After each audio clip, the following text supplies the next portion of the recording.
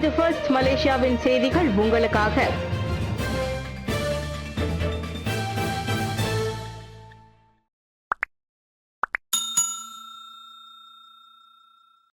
Era வானொலி சர்ச்சை தேசிய நல்லிணக்கத்தை சீர்குலைக்காதீர். பிரதமர் எச்சரிக்கை. தைப்பூச காவடி ஆட்டத்தை இழிவுபடுத்தும் வகையில் முன்னணி வானொலி நிலையம் பதிவேற்றிய வீடியோ மக்களின் ஒற்றுமையை சீர்குலைத்துவிடும் என பிரதமர் டாக்டர் ஸ்ரீ அன்வார் இப்ராஹிம் எச்சரித்துள்ளார். 3R எனப்படும் இனம், மதம், ஆட்சியாளர்கள் ஆகிய முத்தரப்புகளை நிந்திக்கும் செயல்கள் தேசிய நல்லிணக்கத்திற்கு பாதகமாக அமையும் என அவர் நினைவுறுத்தினார். பிரதமர் அலுவலகத்தின் நேற்றைய ஃபேஸ்புக் நேரலையில் அவரின் மூத்த பத்திரிகை செயலாளர் துங்கு நஸ்ருல் அஃபைடா இதனை குறிப்பிட்டார். பேச்சிலோ செயலிலோ 3R அம்சங்களை தொடுவதை மக்கள் தவிர்க்க வேண்டும்.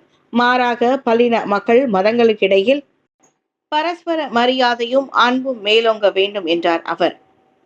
ஒற்றுமைக்கான அடிப்படையாக ருக்குன் நெகரா தேசிய கோட்பாடுகளை மலேசியர்கள் அன்றாட வாழ்வில் கடைபிடிக்க வேண்டும் என்றும் பிரதமர் வலியுறுத்தியதாக துங்கு நஸ்ருல் கூறினார். வெப் பிடித்து பலமுறை பிடிபடும் மாணவர்கள் பள்ளியில் இருந்து நீக்கப்படலாம். ஃபட்லினா எச்சரிக்கை. பள்ளிகளில் வேப் அல்லது மின்னியல் சிகரெட்டுகளை புகைக்கும் மாணவர்கள் அதை தவற்றை மீண்டும் புரிய பட்சத்தில் 14 நாட்களுக்கு இடைநீக்கம் செய்யப்படலாம் அல்லது ஒரேடியாக பள்ளியை விட்டு நீக்கப்படலாம். பள்ளிகளில் வேப் புகைக்கும் பழக்கத்தை வேறறுக்க அமைச்சு மேற்கொள்ளும் கடுமையான கட்டொழுங்கு நடவடிக்கை அதுவென கல்வி அமைச்சர் ஃபட்லினா சிட்டேக் தெரிவித்தார். முதன்முறையாக சிக்கும்போது மாணவர்களுக்கு கடும் எச்சரிக்கை விடுக்கப்படும். பின்னர் பெற்றோர் பள்ளிக்கு வரவழைக்கப்பட்டு ஆலோசக சேவை வழங்கப்படும். மீண்டும் அத்தவற்றை புரிய மாட்டேன் என உறுதி கடிதத்தில் அவர்கள் கையெழுத்திட வேண்டும். அதன் பிறகும் திருந்தவில்லை என்றால் இடைநீக்கமும் முழு நீக்கமும் பாயும் என மேலவையில் கேட்கப்பட்ட கேள்விக்கு பதிலளிக்கையில் ஃபட்லினா சொன்னார். எனினும் போதைப்பொருள் தடுப்பு கல்வி போன்ற திட்டமே இந்த வெப் கலாச்சாரத்தை முறியடிக்க சரியானதாக இருக்கும். அதன் மூலம் பாடத்திட்டம் மற்றும் புறப்பாட நடவடிக்கையில் வாயிலாக மாணவர்களுக்கு வெப் அபாயம் குறித்த விழிப்புணர்வு வழங்கப்படும் என்றார் அவர். வரும் காலத்தில் சொஸ்மா சட்டத்தில் ஜாமீன் வழங்கப்படலாம். உள்துறை அமைச்சர் கோடி காட்டினார். சொஸ்மா சட்டத்தின் கீழ் கைதாகி தடுத்து வைக்கப்படுவோரை ஜாமீனில் எடுக்க வைக்கவே முடியாது என சட்டப்பிரிவை அரசாங்கம் ஆராய்கிறது. அவர்களை ஜாமீனில் விடுவிக்கும் அதிகாரத்தை நீதிமன்றத்திடமே திரும்ப ஒப்படைக்க ஆலோசிக்கப்பட்டுள்ளது. சர்ச்சைக்குரிய அச்சட்டத்தின் கீழ் பட்டியலிடப்பட்டுள்ள குற்றங்களில் 73 குற்றங்களும் ஆராயப்படுவதாக அமைச்சர் டாக்டர் ஸ்ரீ சைஃபுடின் நசதியோன் இஸ்மாயில் கூறினார். சொஸ்மா சட்டத்தை மேம்படுத்துமாறு அமைச்சரவை விடுத்துள்ள உத்தரவுக்கு ஏற்ப அது அமைவதாக அவர் சொன்னார். காலத்திற்கேற்ற வகையில் சொஸ்மா சட்டத்தில் சீர்திருத்தங்கள் கொண்டு வரும் கடப்பாட்டில் அரசாங்கம் உறுதியாக உள்ளது. சொஸ்மா கைதிகள் ஒவ்வொருவரின் மனித உரிமையும் நிலைநாட்டப்படுவதை அரசாங்கம் உறுதி செய்யும் என ஊடகங்களுடனான நோன்பு திருநாள் நிகழ்ச்சியில் சைஃபுடின் கூறினார். 12.7 ரிங்கிட் பில்லியன் இன்னமும் உரியவர்களால் கோரப்படாமல் உள்ளது. பிரதமர் தகவல். ஜனவரி 31 வரைக்குமான தகவலின்படி மொத்தமாக 12.7 பில்லியன் ரிங்கிட் பணம் இன்னமும் உரிமையாளர்கள் அல்லது அதிகாரப்பூர்வ வாரிசுதாரர்களால் கோரப்படாமல் உள்ளது. தங்களுக்குரிய பணத்தை கோர சம்பந்தப்பட்டவர்கள் குமேஸ் இணைய அகப்பக்கத்திற்கு சென்று விண்ணப்பிக்கலாம் அல்லது தலைமை கணக்காளர் அறிவு துறையின் மாநில அலுவலகங்களுக்கு சென்று பாரங்களை சமர்ப்பிக்கலாம். மக்களவையில் சுங்கேசிப்பூர் நாடாளுமன்ற உறுப்பினர் எஸ் கேசவன் கேட்ட கேள்விக்கு பதிலளிக்கையில் பிரதமர் டாக்டர் ஸ்ரீ அன்வார் இப்ராஹிம் இதனை தெரிவித்தார். கோரப்படாமல் உள்ள பணம் குறித்தும் அதனை கோருவதற்கான வழிமுறைகள் குறித்தும் மக்களுக்கு தெரியப்படுத்த ஏதுவாக அரசாங்கம் பல்வேறு நடவடிக்கைகளை எடுத்து வருகிறது. அரசாங்க தனியார் நிறுவனங்களின் நிகழ்ச்சிகளிலும் பொது நாள் கொண்டாட்டங்களிலும் பொது வளாகங்களிலும் நடைபெறும் வாடிக்கையாளர் சேவை நிகழ்வுகளிலும் விழிப்புணர்வு இயக்கங்களை மேற்கொள்வதும் அவற்றில் அடங்கும். வேல்வேல் சர்ச்சைக்குரிய வீடியோ விவகாரம். ஏரா எஃப்எம்மின் 3 அறிவிப்பாளர்கள் உட்பட 6 பேர் இன்று புக்கிட் அமானில் வாக்குமூலம்.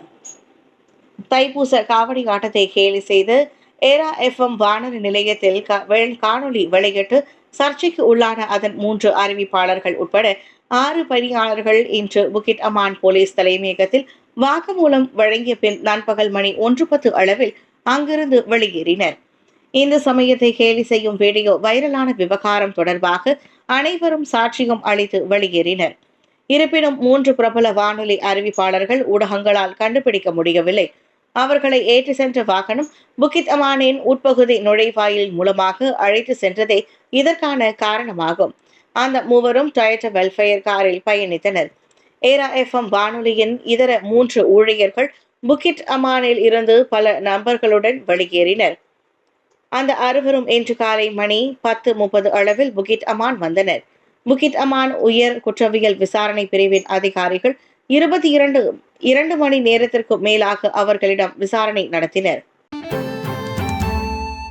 மலேசிய இந்திய கலைஞர்கள் அறவாரியத்தின் கலைக்கோர் விருதளிப்பு விழா மார்ச் 31 நடைபெறும். யாசி எனப்படும் மலேசிய இந்திய கலைஞர்கள் அறவாரியத்தின் கலைக்கோர் விருதளிப்பு விழா மார்ச் 31ஆம் தேதி மாலை 6 மணிக்கு செந்தோல் HTH மண்டபத்தில் நடைபெறும் போது எந்த ஒரு கலைஞர்களும் விடுபட மாட்டார்கள் என அதன் அறங்காவலரும் அந்த நிகழ்ச்சியின் ஏற்பாட்டு குழு தலைவருமான டாக்டர் M. சரவணன் தெரிவித்தார். முழுக்க கலைஞர்களின் நலனுக்காக அமைக்கப்பட்ட இந்த சேவை நலிந்த கலைஞர்கள் மற்றும் தன்னலமற்ற கலைத்துறையை சார்ந்தவர்களுக்கு தொடர்ந்து சேவையாற்றி வரும் மண்ணின் மைந்தர்களை மறந்துவிடக் கூடாது என மாய்கா தேசிய துணைத் தலைவரும் தாபா நாடாளுமன்ற உறுப்பினருமான சரவணன் செய்தியாளர் கூட்டத்தில் தெரிவித்தார். இந்த நிகழ்ச்சியில் 35 கலைஞர்களுக்கு விருதுகள் வழங்கி கௌரவிக்கப்படும் என்பதோடு 12 மூத்த கலைஞர்களுக்கு பண முடிப்பும் வழங்கப்பட உள்ளது. இதனிடையே டாக்டர் M. சரவணன் முழு ஒத்துழைப்போடு மிகவும் சிறப்பான முறையில் இந்த நிகழ்ச்சி ஏற்பாடு செய்யப்பட்டுள்ளதாக இந்திய கலைஞர்கள் அறவாரியத்தின் தலைவரான டாக்டர் VKK தியாகராஜன் கூறினார். பூச்சோங்கில் வட்டி முதலையிடம் வாங்கிய கடனை தீர்க்க மகளையே விற்ற தந்தை. 9,000 ரிங்கிட்டுக்கும் அதிகமான கடனை தீர்ப்பதற்காக சொந்த மகளையே லாங் எனப்படும் வட்டி முதலையிடம் விற்றுவிட்டதாக நினைத்து பார்க்க முடியாத அளவுக்கு ஒரு தந்தை மீது குற்றச்சாட்டு எழுந்துள்ளது. பாலியல் சேவைகளை கோரி 21 வயது மகளுக்கு ஏராளமான தொலைபேசி அழைப்புகள் வந்த போதே தந்தையின் இழிவான செயல் அம்பலமானது. நடந்தவற்றை நினைவு கூர்ந்து பாதிக்கப்பட்ட பெண்ணின் மாற்றான் தந்தையான 50 வயது லாய் பிப்ரவரி தொடக்கத்தில் தனது மனைவி மற்றும் மாற்றான் பிள்ளைக்கு வட்டி முதலையிடம் இருந்து மிரட்டல் அழைப்புகள் வந்ததாகவும் அவர்கள் 9,000 ரிங்கிட்டுக்கும் அதிகமான கடனை திரும்ப செலுத்த கோரி வற்புறுத்தியதாகவும் கூறினார். பிறகுதான் தெரிந்தது, எனது மனைவியின் முன்னாள் கணவர் லாங்கிடம் வாங்கிய கடனை எங்களுக்கே தெரியாமல் எங்களின் பெயர்களை உத்தரவாததாரர்களாக பயன்படுத்தினார் என்று. என் மனைவியும் அவரின் முன்னாள் கணவரும் விவாகரத்து பெற்று 11 ஆண்டுகளாக தொடர்பில் இல்லை என்ற போதிலும் அவர் தைரியமாக அவ்வாறு செய்துள்ளார் என லாய் குறிப்பிட்டார். பணம் கேட்டதோடு நிறுத்தாமல் வாட்ஸ்அப்பில் போதைப்பொருள் என நம்பப்படும் வெள்ளை நிற பொருட்களின் புகைப்படத்தை அனுப்பி எங்கள் வீட்டில் புதைத்து விடுவோம் என லாங் மிரட்டினார்.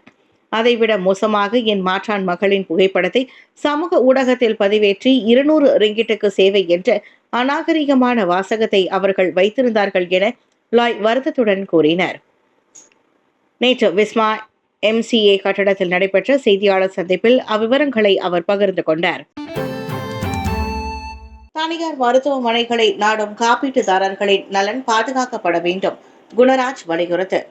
சில தனியார் மருத்துவமனைகள் காப்பீட்டு குழுக்களில் இருந்து நீக்கப்படலாம் என APHM எனப்படும் தனியார் மருத்துவமனைகள் சங்கம் அண்மையில் வெளியிட்ட அறிக்கை குறித்து சென்டோசா சட்டமன்ற உறுப்பினர் டாக்டர் குணராஜ் ஜோர்ஜ் கவலை தெரிவித்துள்ளார்.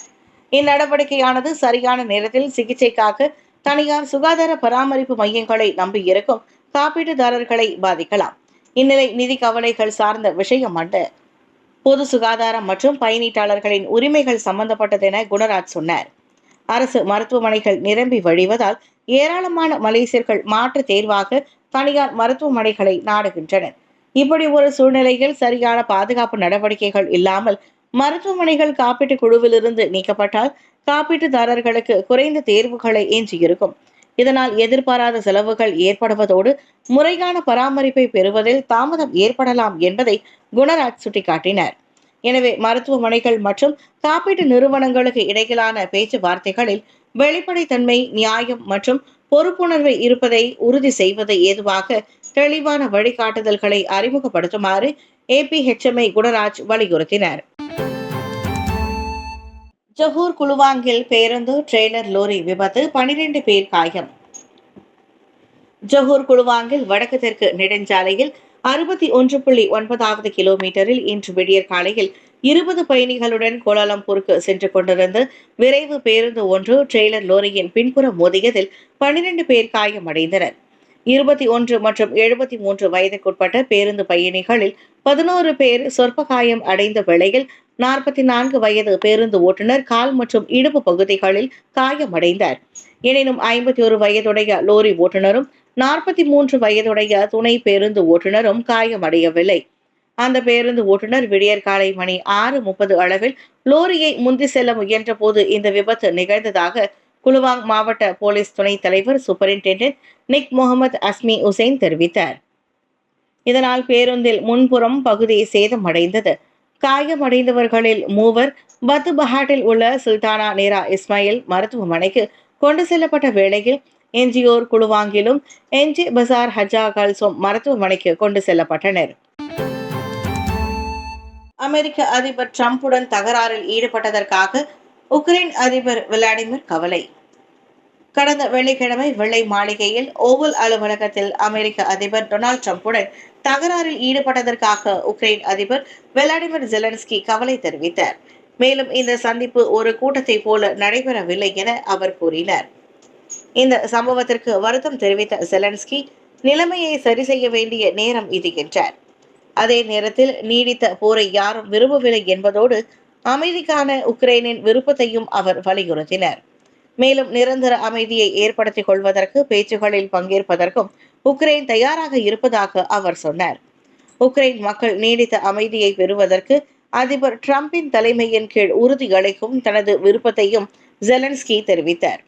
உக்ரைனுக்கு இராணுவ உதவியை தற்காலிகமாக நிறுத்துவதற்காக அமெரிக்காவின் முடிவை தொடர்ந்து போரை முடிவுக்கு கொண்டு வர சில தொடக்க நடவடிக்கைகள் எடுக்கப்படலாம் என்ற திட்டத்தை ஜெலன்ஸ்கி கோடி காட்டினார். ஜொஹூர் பாருவில் விடியற்காலையில் ஆயுதம் ஏந்திய கும்பல் தாக்கியதில் ஆடவர் காயம். ஜொஹூர் பாரு ஜலான் ஆஸ்டின் ஹைட்ஸில் உள்ள ஒரு விளையாட்டு மையத்திற்கு வெளியே நிறுத்தப்பட்டிருந்த காரில் தனியாக இருந்த ஆடவரை பேஸ்பால் மட்டைகளாலும் இரும்பு கம்பிகளாலும் ஆயுதம் ஏந்திய சுமார் 20 பேர் தாக்கியதாக கூறப்படுகிறது. அதிகாலை 1:30 மணி அளவில் நடந்த அந்த தாக்குதலில் வாகனத்தின் கண்ணாடி உடைந்ததில் 4 சக்கர வாகனத்தில் இருந்த 20 வயது நபருக்கு வலது முழங்கை மற்றும் இடது உள்ளங்கையில் காயம் ஏற்பட்டது. உணவு விற்பனை நிலையத்திற்கு அருகில் 2 குழுக்களிடையே ஏற்பட்ட தகராறு பின்னர் வன்முறையாக மாறியதாக தென் ஜொஹூர் பாரு போலீஸ் தலைவர் துணை கமிஷனர் ரவுப் சலாமட் தெரிவித்தார். சம்பந்தப்பட்ட அனைத்து சந்தேக நபர்களையும் போலீசார் தீவிரமாக தேடி வருகின்றனர்.